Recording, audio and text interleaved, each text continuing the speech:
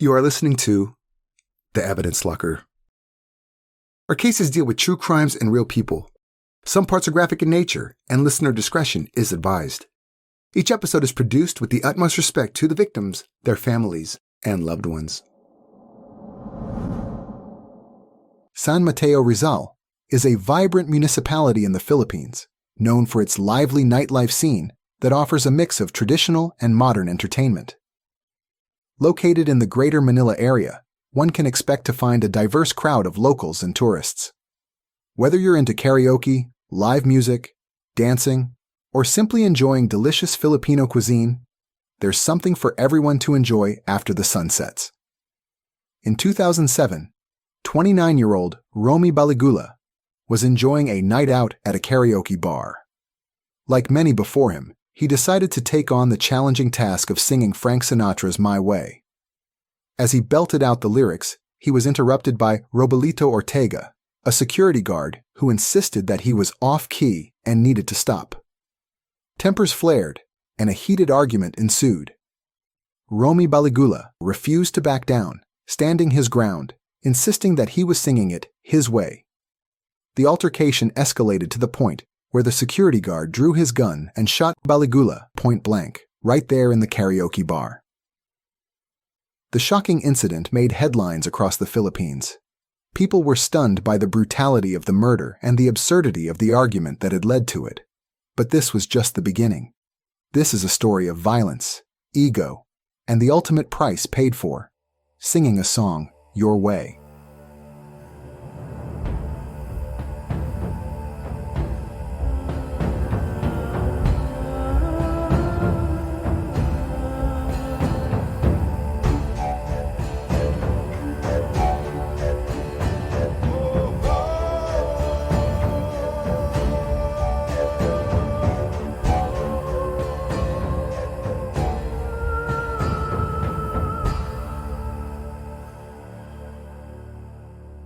The Philippines, a picturesque archipelago in Southeast Asia, is known for its breathtaking landscapes, rich culture, and of course, its love for music.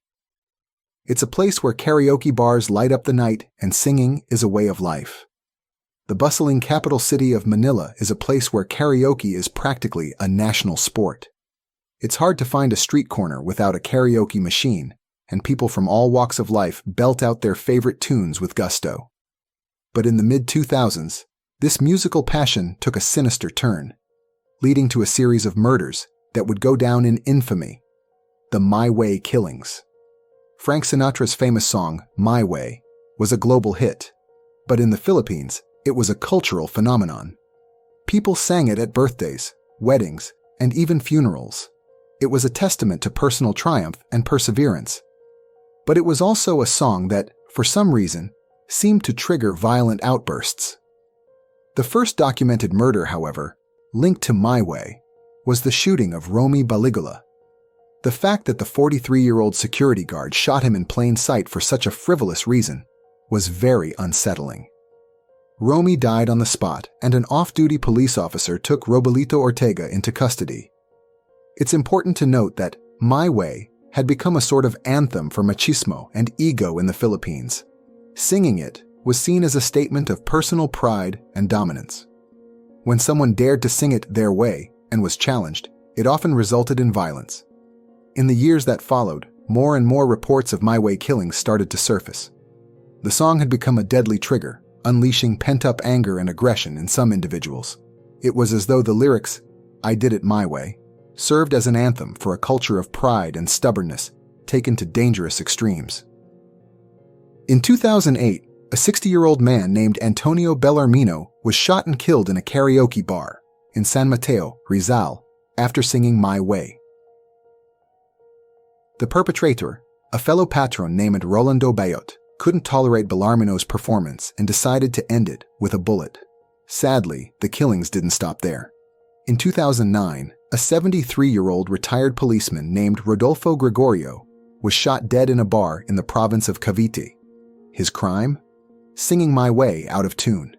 The killer, a still unidentified assailant, fled the scene and was never caught. By this point, the My Way killings had become a national crisis in the Philippines. The song had claimed multiple lives and the authorities were struggling to address the issue. People were becoming increasingly fearful of singing My Way in public, and understandably, karaoke bars started to avoid including the song in their songbooks. The Philippine National Police went as far as issuing warnings and even launched awareness campaigns, urging people to refrain from singing My Way in public places. The media, both local and international, picked up on the bizarre phenomenon and wrote sensational reports, serving as cautionary tales. But despite the warnings and media attention, the violence surrounding the song showed no signs of abating. In November 2017, 23-year-old Anthony Mabansag was stabbed by his friend Arjay Oliva in Navotas City. On the night of the murder, there had been a karaoke party at Anthony's house. A fight broke out, but their friends broke it up. The fight was about who would get to sing My Way. An hour after everyone had left, RJ returned and settled the argument with 3 slashes to his friend's neck, killing him instantly. In 2018, 52-year-old Bernardo Latana was out for a night of fun with friends in his hometown of Bocohan, Lucena. After a disagreement in a videoke bar, his friend, a man only known as Junior, stabbed him several times. Bernardo died at the scene, and Junior fled, evading capture to this day. More than 12 murders have been attributed to the My Way phenomenon. It had become a national embarrassment for the Philippines, raising questions about the country's obsession with pride and masculinity. In a country where face-saving is of paramount importance, singing My Way had become a deadly gamble. The Philippine media dubbed the killings the My Way murders, and the phenomenon had become so widespread that it inspired a documentary film called My Way. The film, directed by Dutch filmmaker Leon Gast, explored the cultural significance of the song and its connection to the violent killings in the Philippines. As the documentary revealed, the song My Way was seen by many in the Philippines as an expression of personal freedom and an assertion of one's individuality. But this interpretation had spiraled out of control, leading to a culture where any perceived insult or challenge, even in the form of an off-key rendition, could result in deadly violence. The My Way killings began to attract the attention of psychologists and sociologists who tried to understand why a song could lead to such extreme acts of violence. Some experts believed that the song's lyrics, which emphasized doing things my way and taking control of one's destiny, tapped into deeply rooted cultural and psychological triggers in the Philippines. Others suggested that the killings reflected the country's complex history, including the influence of American culture and the long-standing issue of machismo. To fully grasp the significance of the My Way killings, it was essential to delve deeper into the Philippines' social and cultural fabric. The Philippines was a nation shaped by a history of colonization and occupation. Creating an identity of one's own, being proudly Filipino, became an unspoken, yet powerful, underlying force. Butch Albarracin, owner of Center for Pop, a Manila-based singing school, reckons the lyrics of My Way increase the violence. According to him, the lyrics evoke feelings of pride and arrogance in the singer, as if you're somebody when you're really nobody. It covers up your failures. That's why it leads to fights. While the My Way killings in the Philippines were a chilling example of how something as seemingly innocent as karaoke could turn deadly, it called attention to an occurrence that is not confined to the Philippines alone. Karaoke rage murders have been committed in various parts of the world, shedding light on the darker side of this popular pastime. In 2008, an incident in Seattle, USA, made headlines when 25-year-old James C. embarked on a deadly rampage during a karaoke session at a bar.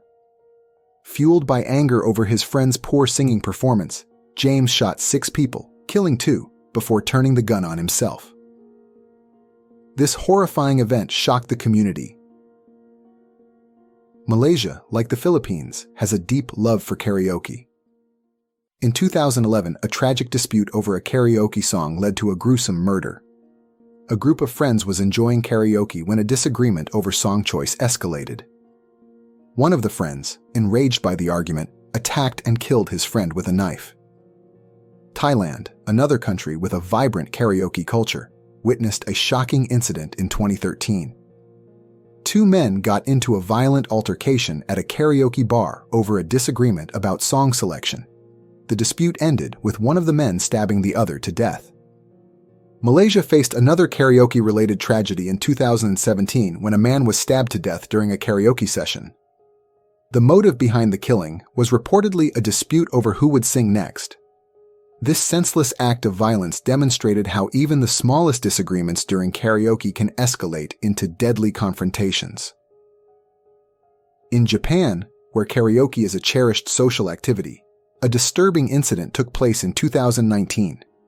A man opened fire inside a karaoke bar, leaving several dead and injured.